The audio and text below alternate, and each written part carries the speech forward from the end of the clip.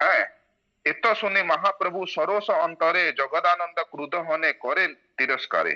ଦେଖନ୍ତୁ ଏଇଟା ଶୁଣିକି ଯେମିତି କହିଦେଲେ ଜଗଦାନନ୍ଦ ପଣ୍ଡିତ ମତେ କହିଛି ବୃନ୍ଦାବନ ଯିବାକୁ, ହରିଦାସ ଠାକୁର ପୁଏ ଚୈତନ୍ୟ ମହାପ୍ରଭୁ କଣ ହେଲେ ପୁରା ପୁରୀ ରାଗିଗଲେ। ହଁ, ଆଉ କଣ ହେଲା, ପୁରାପୁରି ରାଗିଗଲେ ଆଉ ଜଗଦାନନ୍ଦ ପଣ୍ଡିତକୁ ଗାଳି ଦେବାକୁ ଲାଗିଲେ। କଲିକାରେ ବାତୁତ୍ୟ ଜଗ ଆଇଛେ ଗର୍ବି ହଇଲା, ତୁମା ସଭାରେ ଉପଦେଶ କରିତେ ଲାଗିଲା। କହିଲେ ହଁ, କାଲିକାର ଭଟୁଆ, କାଲିକାର ବଟୁଆ ଜଗ ଆଇଛେ ଗର୍ବି ହେଲା। କହିଲେ ଆରେ କାଲିର ପିଲା ଏ ଜଗଦାନନ୍ଦ, କାଲି କାଲି ନୂଆ ନୂଆ ଭକ୍ତ ବଣିଛି, ଆରେ କାଲିର ପିଲା କଣ ହଉଛି, ଜଗେ ଆଇଛେ ଗର୍ବି ହେଇଲା। ଆରେ ଇଏ ଏତେ ଗର୍ବ ହେଇଗଲାଣି କି ତମକୁ ଉପଦେଶ ଦଉଛି। ଦେଖନ୍ତୁ ସନାତନ ଚୈତନ୍ୟ ମହାପ୍ରଭୁ କହୁଛନ୍ତି ସନାତନକୁ, ଜଗଦାନନ୍ଦ ପଣ୍ଡିତ କାଲିର ପିଲା, କାଲି ନୂଆ ନୂଆ ଏବେ ଟିକେ ଭକ୍ତି କରୁଛି, ନୂଆ ନୂଆ ଆସିଛି, ଆଉ ସେ ତମକୁ ଏତେ ବଡ ଉପଦେଶ ଦେଇ ରହୁଛି। ହଁ, ତୁମା ସବାଦର ଉପଦେଶ କରିତେ ଲାଗିଲା। ହଁ, ଏତେ ସେ ତାର ଗର୍ବ ହେଇଗଲାଣି, ଏତେ ସେ ଭକ୍ତିରେ ନିଜକୁ ଉପରକୁ ଭାବୁଛି, ତାର କିଛି ହ୍ୟୁମିଲିଟି ନାହିଁ। ହଁ, ବ୍ୟବହାରେ ପରମାର୍ଥ ତୁମେ ତାର ଗୁରୁ ତୁଲ୍ୟ, ତୁମାର ଉପଦେଶ ନା ଜାନେ ଆପନା ମୂଲ୍ୟ। ବ୍ୟବହାରେ ପରମାର୍ଥ, হ্যাঁ, ମାନେ ନର୍ମାଲ ଡିଲିଂ ରେ ବି ତାର ଗୁରୁ ଜଗଦାନନ୍ଦ ପଣ୍ଡିତ କାଲିର ପିଲା, ତମେ ତାଙ୍କର ଗୁରୁ, ଇଏ କଣ ସେଟା ଜାଣିନି, ସେ ନ ଜାଣିକି ତମକୁ କେମିତି ଉପଦେଶ ଦେଇଦେଲା। ସେଥିପାଇଁ କଣ ଏଇ ଯୋଉ ମର୍ୟାଦା ଲକ୍ଷଣ, କେତେବେଳେ ବି ଗୁରୁଙ୍କର ଉପଦେଶ ଦେଇ ହେବନି। ଯେମିତି ଆମେ ଦେଖିଥିଲେ ଦାମୋଦର ପଣ୍ଡିତ ଯେତେବେଳେ ଭଗବାନଙ୍କୁ ଉପଦେଶ ଦେଲେ, ଭଗବାନ କୃପା ଲେଖିଥିଲେ ନା, ଦାମୋଦର ପଣ୍ଡିତ ଏଟା କରିପାରିବନି ଜଣେ, ତାହେଲେ ତାକୁ କଣ କଲେ, ସାଙ୍ଗେ ସାଙ୍ଗେ ବିଦା କରିଦେଲେ, ତୁ ଯା, ତୁ ଏଠି ରହନି, ତୁ ନବଦ୍ୱୀପ ପଳା। ତାକୁ ଭଗବାନ ଚୈତନ୍ୟ ମହାପ୍ରଭୁ ନବଦ୍ୱୀପ ପଠେଇ ଦେଇଥିଲେ। ଆମର ଉପଦେଶ ତୁମେ ପ୍ରେମ ନିକା ଆର୍ଯ୍ୟ, ତୁମ୍ହାର ଉପଦେଶ ବାଲକ ପରେ ଆଇଛେ କାର୍ଯ୍ୟ।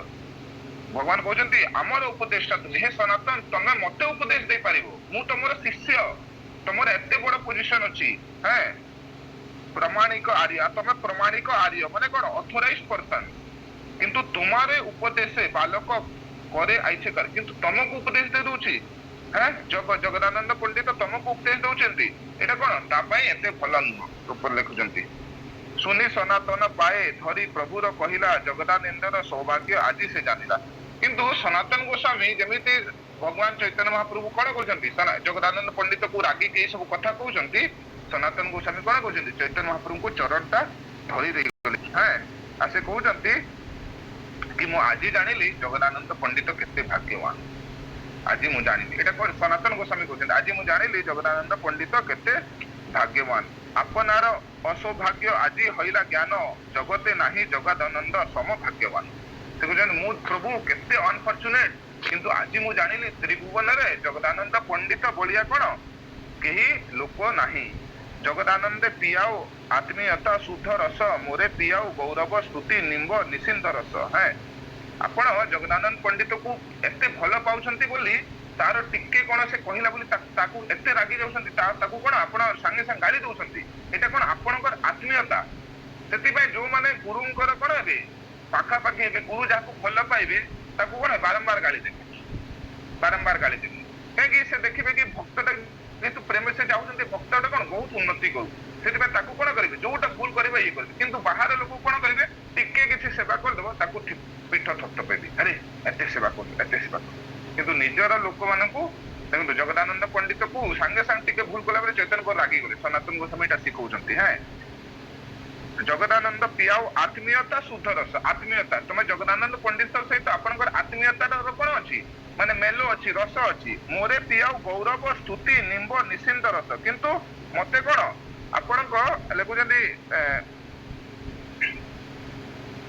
କିନ୍ତୁ ମତେ ଆପଣ ୟୁ ଆର ମେକିଂ ମି ଡ୍ରିଙ୍କ ଦ ବିଟର ଜୁସ୍ ଅଫ ନିମ୍ବ ଆଣ୍ଡ ନିଶ୍ଚିନ୍ତ। ଦିଟା କଣ ଫଳ ଥିବ, ନିମ୍ବ ଫଳର ଜୁସ୍ ଆପଣ ମତେ ପିଉଛନ୍ତି, ମତେ କଣ ଆପଣ ପ୍ରେସ୍ କରିକି ବୋଲି କହୁଛନ୍ତି। ଆଜି ହ ନାହିଲା ମୋର ଆତ୍ମୀୟତା ଜ୍ଞାନ, ମୋର ଅଭାଗ ତୁମି ସ୍ୱତନ୍ତ୍ର ଭଗବାନ। ମୁଁ ଆଜି ଜାଣିଗଲି କି ମୋର କଣ ଆପଣଙ୍କ ସହିତ ଆତ୍ମୀୟତା ନାହିଁ। ଗୋଟେ ଫର୍ମାଲ ରିଲେସନସିପ ଅଛି, ଗୋଟେ ଥାଏ ଫର୍ମାଲ ରିଲେସନସିପ, ଗୋଟେ ଥାଏ କଣ କ୍ଲୋଜ ରିଲେସନସିପ, ଇଣ୍ଟିମେଟ ରିଲେସନସିପ।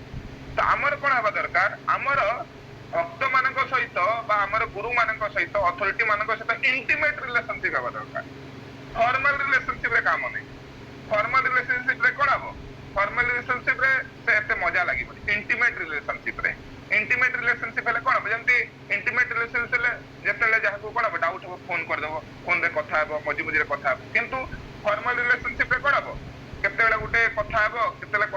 ଭାବନି କେତେବେଳେ ମନ୍ଦିରରେ ଦେଖିଲେ କେବଳ ହରେ କୃଷ୍ଣ କରିକି ସାଇଡ ମାରି ଦଉଥିବ ଇଏ କରିଦେଉଥିବ ନହେଲେ କେବଳ ଫୋନ ମେସେଜରେ କାମ କରୁଥିବ କେତେବେଳେ ଫୋନରେ କଥା ହଉନଥିବ ଭେଟୁ ନଥିବ ଏସବୁ କଣ ଫର୍ମାଲ ରିଲେସନସିପ। ସେଥିପାଇଁ ଭକ୍ତ ମାନଙ୍କର ଭକ୍ତଙ୍କ ଭିତରେ କଣ ହେବା ଦରକାର ଆତ୍ମୀୟତା ହେବା ଦରକାର ତାର ସବୁ ଭଲ ଖରାପ ଦେଖିକି ତାକୁ ଭଲ ପାଇବା ଦରକାର ସେଟା ଏଠି ଭଗବାନ ଏଠି ଶିଖଉଛନ୍ତି। ଶୁନି ମହାପ୍ରଭୁ କିଛି ଲଜ୍ଜିତ ହଇଲା ମନ ତାହାରେ ସନ୍ତୋଷିତେ কিছু ବୋଲେ ନା ମଚନ ଯେତେବେଳେ ଏମିତି କହିଲେ ମହାପ୍ରଭୁ ଟିକେ ଲଜ୍ଜିତ ହେଇଗଲେ ଆଉ ତାକୁ ଭୁଲେଇବାକୁ ପୁଣି କିଛି କହିବାକୁ ଲାଗିଲେ।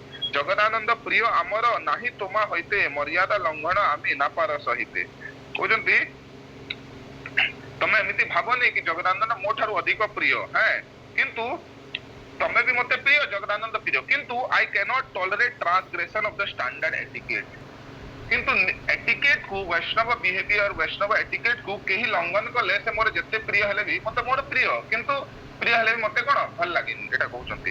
କାହା ତୁମେ ପ୍ରମାଣିକ ଶାସ୍ତ୍ର ପ୍ରବୀଣ କାହା ଜଗ କାଲିକାର ବଟୁଆ ନବୀନ ଆପଣ କୋଉଠି ପ୍ରମାଣିକ ଶାସ୍ତ୍ର ପ୍ରବୀଣ ଆପଣ ପ୍ରମାଣିକ ଗୁରୁ ଶାସ୍ତ୍ରରେ ପ୍ରବୀଣ କିନ୍ତୁ ଜଗ ମାନେ ଜଗଦାନନ୍ଦ କାଲିର ବଟୁଆ ନବୀନ କାଲି ଆସିଛି କାଲିର ନୂଆ ପିଲା ସେ କିନ୍ତୁ ତାହେଲେ ବି ସେ ତାର ମତେ ପ୍ରିୟ ଲାଗୁଛି କିନ୍ତୁ ସେ ଯୋଉ ବୈଷ୍ଣବରେ ଆପଣଙ୍କୁ ଉପଦେଶ ଦେଇଦେଲା ଏଟା ମୁଁ ସହି ପାରିବି ନାହିଁ।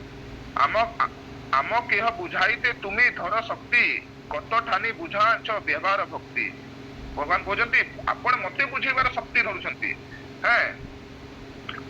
और आपण केते जगह रे मते कोन कहउछंती and in many places you have already convinced me about ordinary behavior and devotional service तमे मते कोन केते जगह रे बुझाई छंती सनातन गोस्वामी कहउछंती जेतले चैतन्य महाप्रभु प्रथम थर जाइथिले कोठी वृंदावन तो से जेतले ए जो बेंगल है कि से जो कोन की जो बेंगल की जो सनातन गोस्वामी को जो भेटी थिले सनातन रूप गोस्वामी को राम के लिए कि जेतले जाउथिले जेतले सनातन गोस्वामी चैतन्य महाप्रभु कहथिले भगवान आपण ए जगह वृंदावन जानते ने आपण वृंदावन एते लोगों को जदी नै कि जीबे आपण वृंदावन में कोन आस्वादन करिवे एते लोगों को वृंदावन नै कि गले आपण आस्वादन करि परिबे आपण वृंदावन जाउंतु ने एटा ए उपदेशटा सनातन गोस्वामी देइथिले आ सेही उपदेश माने कि सेही समय चैतन्य महाप्रभु कोन गले सेहिटु पुनी फेरी के पळे आथिले प्रथम तर आप वृंदावन जाई नथिले तो सेटा भगवान एठी कहउछंती कि तमे तो मते उपदेश दउथलो तमर एते शक्ति अछि मते ठीक ठीक भाबरे उपदेश दे कि तमे मते बचैथिलो आ तो ये नुआ पिलाटा तमको केमते उपदेश दउछि तुम्हारो उपदेश करे ना जाए सहन अतेब तारे आमी करी अपतन तमको के उपदेश देबो मोटा सही परिबिनी चैतन्य महाप्रभु जे सेति पाए मु ताकू कोन करूछि भर्त्सन करूछि बा चेष्टाइज करूछि बहिरंगा ज्ञाने तुम्हारे ना करी स्तवन तुम्हारा गुणे स्तुति करे जाइछे तुम्हार गुण देखो जोटा कहूतला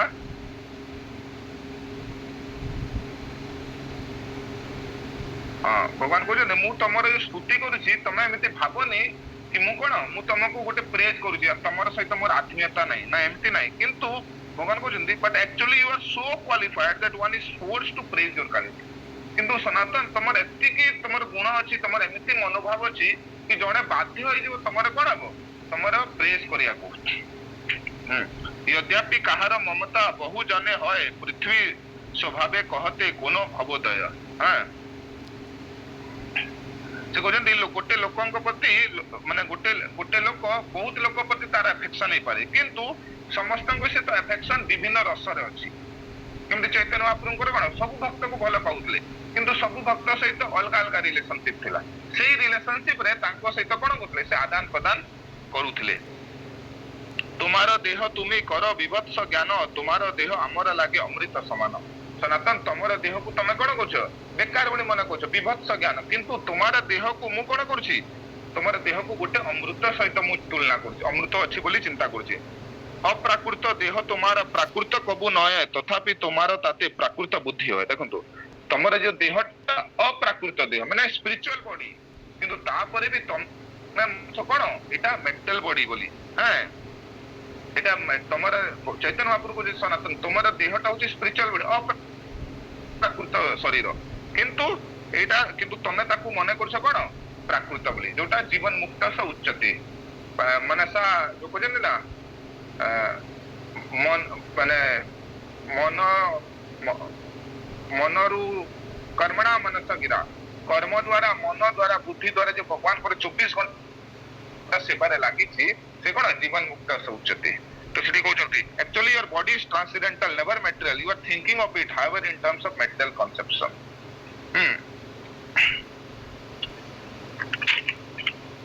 यार purport पढ़ी के हम end करिया proper लिखुचंती Srila Bhakti Siddhanta Saraswati Thakur gives his opinion about how a person completely engaged in the service of the Lord transforms his body from material to transcendental.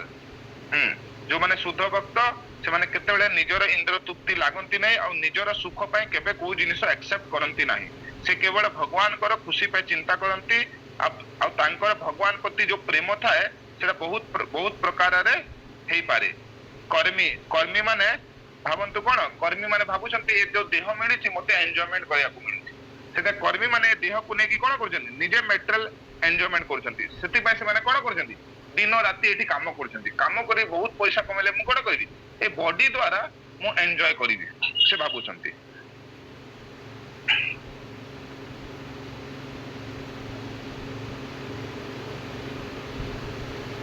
किंतु सेही देह द्वारा गोटे भक्त कोन होची कृष्ण पे दिन राति काम करछि ताहले तार देह कोन होची मेटेरियल ट्रांसेंडेंटल हे होची द बॉडी ऑफ कर्मी is called material because the कर्मी